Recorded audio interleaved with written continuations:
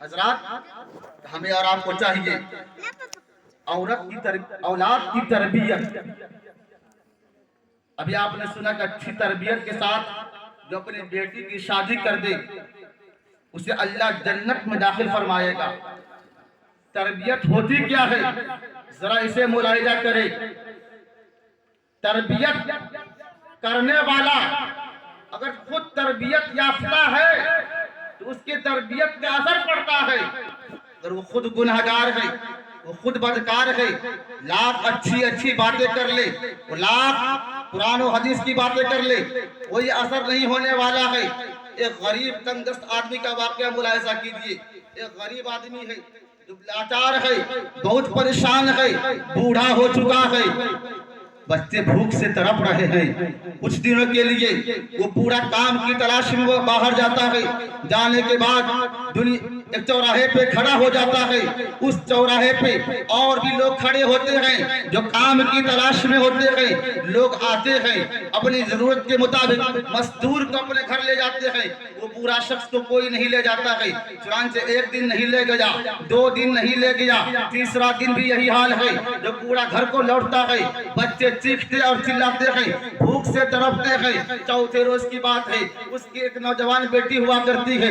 وہ بیٹی اپنی امی سے کہتی ہے، امی جان کل میری ایک دوست کی شادی ہے، میں اپنے دوست کی شادی میں جانا چاہتی ہوں، آپ مجھے اجازت دے. چنانچہ اس کی ماں کہتی ہے ٹھیک ہے چلی جانا.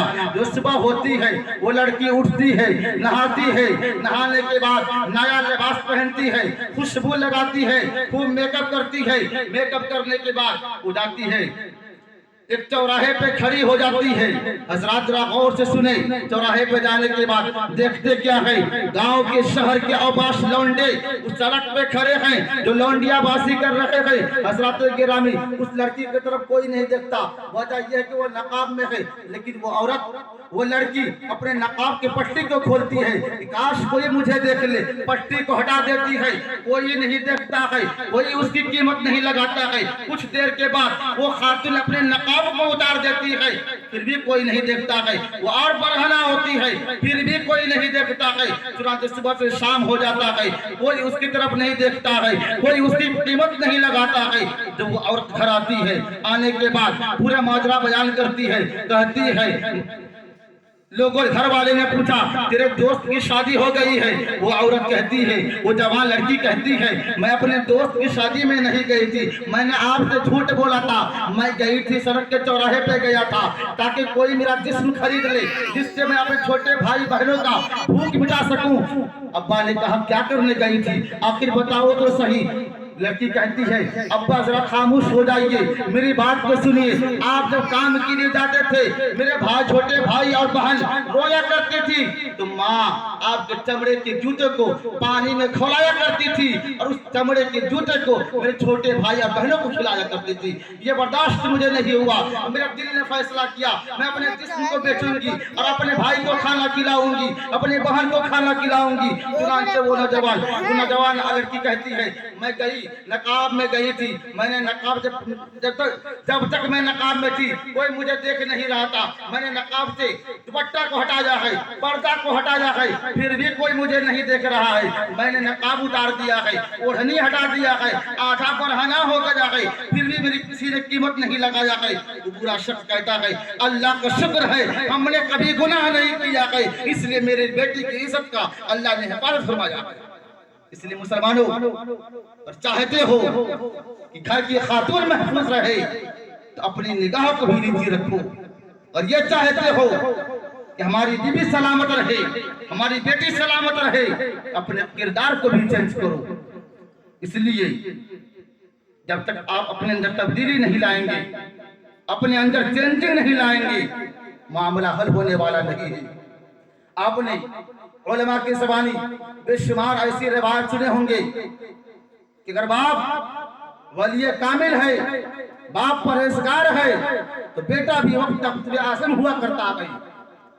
جیسا کہ غوث پاک رضی اللہ تعالیٰ عنہ کے بارے میں آتا ہے، ان کے والد گرامی حضرت موسیٰ جنگی دوست علیہ رحمت و رضوان رمضان المبارک کے معتبر مہینے میں روزہ کی حالت میں ہے، سفر کے لیے چل رہے ہیں. اچانک دریائے دجلہ کے کنارے چل رہے ہیں، دیکھتے کیا ہے افطار کا وقت ہو گیا ہے، ایک سیب دریا میں بہ رہا ہے، آپ نے سیب کو اٹھایا ہے، افطار کر لیا ہے، جب کھا لیا ہے تو دل میں خیال آیا ہے اب اللہ کے ولی تھے، تقوی والے تھے، تقوی نے یہ گوارا نہیں کیا کہ کس کا سیب ہوگا، نہ جانے کس باغ سے گرا ہوگا، اس کا مالک کون ہوگا، چلو اس کے مالک کو تلاش کیا جائے۔ چنانچہ دریا دجلہ کے کنارے چلتے چلتے جب کافی چل گئے تو دیکھتے کیا ہے ایک سیب کا باغ ہے جس کا ٹہنی دریا دجلہ میں لٹک رہا ہے۔ آپ کا دل نے فیصلہ کیا کسی باغیچے کا سیب پانی میں گرا ہے جو میں نے کھایا ہے۔ چنانچہ باغ کے مالک کے پاس گئے اور باغ کا مالک کوئی اور نہیں تھا، ولی کامل تھے حضرت عبداللہ سومعی رضی اللہ تعالیٰ عنہ۔ چنانچہ جاتے ہیں انہوں نے کہا آپ کے باغیچے سے ایک سیب گرا تھا جسے میں نے کھا لیا ہے، اس کے لیے میں معافی چاہتا ہوں۔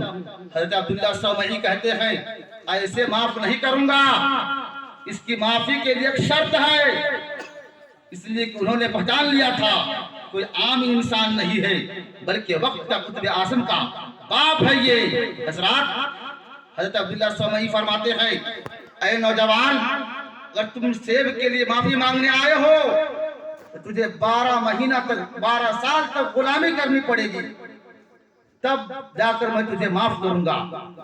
چنانچہ آپ نے 12 سال تک حضرت عبداللہ سومعی کی خدمت میں رہے، باغیچے کا کام کیا۔ جب 12 سال کی مدت گزر گئی تو حضرت موسیٰ جنگی دوست علیہ الرحمٰن نے حضرت عبداللہ سومعی کے پاس گئے اور کہا میری مدت ختم ہو گئی ہے، آپ مجھے اجازت دیں اور میرے گناہ کو معاف کریں، میں اپنے گھر کو جاتا ہوں۔ حضرت عبداللہ سومعی فرماتے ہیں نہیں، ابھی میری ایک شرط اور باقی ہے۔ کون سی شرط ہے؟ کہ میری ایک بیٹی ہے جو گونگی ہے، بول نہیں پاتی ہے، لنگڑی ہے، چل نہیں پاتی ہے، اندھی ہے، دیکھ نہیں پاتی ہے، لولی ہے، ہاتھ کام نہیں کرتا ہے، تجھے اسے اپنے نکاح میں لانا پڑے گا، تب جا کے میں تجھے معاف کروں گا۔ حضرت غوث پاک رضی اللہ تعالیٰ عنہ کے والد گرامی نے کہا ٹھیک ہے، میں راضی ہوں آپ کی بیٹی سے نکاح کرنے کے لیے۔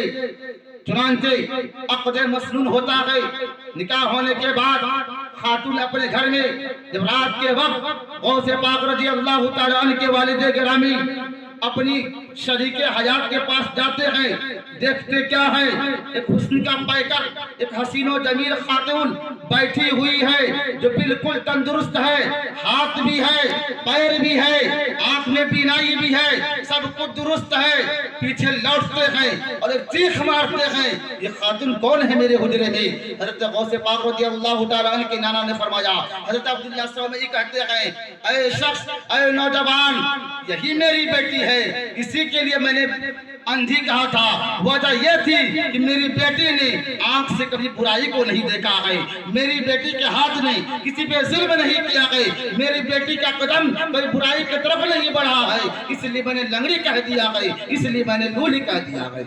حضرات ضرورت ایسی تربیت کی ہے، جب والدین ایسے ہوتے ہیں تو بچے وقت کا غوث اعظم پیدا ہوتا ہے۔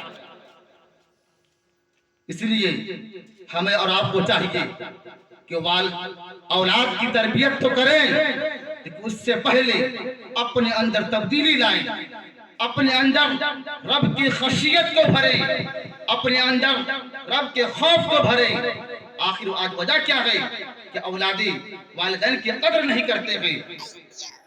وجہ یہ ہے کہ ہم نے طریقہ مصطفیٰ کی زندگی، طریقہ مصطفیٰ پہ چلنا چھوڑ دیا ہے، ہم نے شریعت مطہرہ کو آئیڈیل ماننا چھوڑ دیا ہے۔ ہم نے آئیڈیل مانا ہے تو مغربی کلچر کو مانا ہے، ہم نے آئیڈیل بنایا ہے تو یہود و نصارہ کو بنایا ہے۔ جو اللہ کے فرمان سے ہٹ کر، اللہ کے ارشادات سے ہٹ کر ہم زندگی گزاریں گے تو یقیناً ہم دنیا میں بھی رسوا ہوں گے اور آخرت میں ذلیل و خوار ہوں گے۔ اس لیے مسلمانوں، ضرورت اس بات کی ہے، اب بھی وقت ہے، ہوش کے ناخن لو اور اللہ رب العزت کی بارگاہ میں توبہ کرو۔ اے اللہ ہمیں توبہ کی توفیق عطا کر، تو انشاءاللہ آپ کا بیڑا یہاں بھی پار ہوگا اور وہاں بھی پار ہوگا۔ یہ نکاح کی مجلس ہے، نکاح کے متعلق کچھ باتیں بیان کر دوں۔ نکاح صرف حصول لذت کا نام نہیں ہے، نکاح کے ایک اسلام نے بہت ہی اہم اصول اور ضوابط بنایا ہے. اس کے بے شمار فوائد ہیں. نکاح ایک عبادت ہے اور یہ ویسی انوکھی عبادت ہے، وہ لاجواب عبادت ہے جس کی ابتدا جنت میں ہوئی تھی اور انتہا بھی جنت میں ہوگی. نکاح وہ عظیم عبادت ہے جس کے کرنے کے بارے میں اللہ کے رسول فرماتے ہیں جس نے نکاح کر لیا اس نے آدھے دین کو مکمل کر لیا. نکاح کے علاوہ کوئی ایسی عبادت نہیں ہے جس کے کرنے پر یہ کہا گیا ہو کہ آدھا دین مکمل کر لیا. ہاں ثواب تو ضرور ملتا ہے، مثلا نماز پڑھتے ہیں ثواب ملتا ہے، حج کرتے ہیں گناہ دھل جاتا ہے، عمرہ کرتے ہیں گناہ مٹ جاتا ہے، لیکن آدھا دین مکمل کسی میں نہیں ہوتا. یہ فضیلت صرف نکاح کو حاصل ہے. جب بندہ نکاح کر لیتا ہے تو اللہ تبارک و تعالیٰ ایسے بندے کے آدھے دین کو مکمل کر دیتا ہے. اللہ کے رسول آگے فرماتے ہیں اس بندے کو چاہیے کہ باقی دنوں میں اللہ سے ڈرتا رہے، اللہ کی بندگی کرتا رہے. جب بندہ نکاح کر لیتا ہے تو شیطان چیختا ہے، چلاتا ہے اور کہتا ہے ہائے افسوس ابن آدم نے 2/3 دین مکمل کر لیا. شادی کرنے والا نکاح کرنے کے بعد اگر کوئی کتابوں میں آتا ہے اگر کوئی شادی شدہ 2 رکعت نماز ادا کرتا ہے تو اللہ تبارک و تعالیٰ اسے 70 رکعت پڑھنے کا ثواب فرماتا ہے. ایک روایت کے مطابق 82 رکعت 82 رکعت پڑھنے کا ثواب عطا فرماتا ہے. یہ فضیلت ہے شادی کی. اب شادی جن وجوہات کی بنا پہ کی جاتی ہے وہ 4 ہیں. آپ بارہا سنتے آپ کو یاد بھی ہے. میں کہنا یہ چاہتا ہوں کہ آقا دو جہاں صلی اللہ تعالی وسلم نے ان 4 وجوہات میں آخری وجہ جو بیان فرمائی ہے وہ فَاظْفَرْ بِذَاتِ الدِّینِ فرمایا ہے. اس کا مطلب یہ ہے کہ اے میرے امتیوں تم نکاح جب بھی ترتیب دو، نکاح جب بھی کرو تو دینداری کے بنا پہ کرو. جب تم دینداری کے بنا پہ نکاح کرو گے تو انشاءاللہ تجھ سے پیدا ہونے والا بچہ ایک صالح پیدا ہوگا اور اس سے امت محمدیہ کی صالح خاندان کی بیج بوئی جائے گی. اس لیے مسلمانوں لیکن حیرت ہوتی ہے آج شادی بیاہ کے موقع پہ لڑکی والے لڑکے کے یہاں بلڈنگ دیکھتے ہیں، لڑکے کا کاروبار دیکھتے ہیں، اس کے پراپرٹی دیکھتے ہیں، اور لڑکا والا لڑکی کی طرف خوبصورتی دیکھتے ہیں. جس کے تعلق سے ایک دوسری حدیث پاک میں ہے اللہ کے رسول صلی اللہ علیہ وسلم فرماتے ہیں اگر کوئی شخص حسن و جمال کی وجہ سے شادی کرے گا تو قریب ہے اس کی خوبصورتی اسے گناہ میں ملوث کر دے گا. اگر کوئی مالداری کی بنا پہ شادی کرتا ہے تو ممکن ہے کہ اللہ تبارک و تعالیٰ ایسے شخص کو کنگال کر دے گا. اس لیے ضرورت اس بات کی ہے اب جب بھی عقد کریں اپنے ماتحت اپنے بھائی بہنوں یا اپنے اولاد کی شادی کریں تو یہ دیکھیں لڑکا دیندار ہے یا نہیں ہے، لڑکا کا تعلق کس عقیدے سے ہے، عقیدہ اہل سنت پر گامزن ہے یا نہیں ہے، نماز کا پابند ہے یا نہیں ہے. ہم اپنے اکابرین کی تاریخ کا مطالعہ کرتے ہیں، اپنے لیے داماد اور اپنے لیے بہو کس طرح ڈھونڈتے ہیں. اس سے پہلے قرآن کی 2-3 آیت ملاحظہ کیجیے. اللہ تبارک و تعالیٰ نے نکاح کے متعلق قرآن مجید میں ارشاد فرمایا فَانكِحُوا مَا طَابَ لَكُم مِّنَ النِّسَاءِ مَثْنَىٰ وَثُلَاثَ وَرُبَاعَ فَإِنْ خِفْتُمْ أَلَّا تَعْدِلُوا فَوَاحِدًا. اے لوگوں نکاح کرو، رب کہتا فَانكِحُوا نکاح کرو مَا طَابَ لَكُم مِّنَ النِّسَاءِ عورتوں میں سے جو تمہیں اچھی معلوم ہو، جو تجھے پسند آ جائے. مَثْنَىٰ وَثُلَاثَ وَرُبَاعَ 2-2 3-3 4-4 شریعت مطہرہ نے اپنے ماننے والوں کو مردوں کو ایک وقت میں 4 بیویاں رکھنے کا حق دیا ہے. مجھے اختیار ہے کہ وہ ایک وقت میں 4 شادی کر سکتا ہے، لیکن ہر غیرو نہیں بلکہ اس کے لیے ایک ضابطہ بھی تیار ہے. رب فرماتا ہے فَإِنْ خِفْتُمْ أَلَّا تَعْدِلُوا فَوَاحِدًا. اگر تجھے خوف ہو ڈر ہو کہ ہم ان بیویوں کے درمیان ان ازواج کے درمیان برابری نہیں کر سکتے ہیں، عدل و انصاف سے کام نہیں لے سکتے ہیں، تو تم ایک شادی کرو۔ فَإِنْ خِفْتُمْ أَلَّا تَعْدِلُوا فَوَاحِدًا، تجھے چاہیے کہ صرف ایک خاتون سے شادی کرو۔ شادی کے تعلق سے اللہ تبارک و تعالی ایک مقام پر ارشاد فرماتا ہے وَآنكِحُوا الْأَيَامَ مِنكُمْ وَالصَّالِحِينَ مِنْ عِبَادِكُمْ وَإِمَائِكُمْ إِنْ يَكُونُوا فُقَرَاءَ يُغْنِهِمُ اللَّهُ مِنْ فَضْلِهِ وَاللَّهُ وَاسِعٌ عَلِيمٌ۔ اللہ فرماتا ہے اے لوگو، تم اپنے ماتحتوں کا، اپنے ماتحت غلاموں کا اور اپنے سربراہی میں رہنے والے لوگوں کا نکاح کرو۔ إِن يَكُونُوا فُقَرَاءَ، اگر تم تنگ دست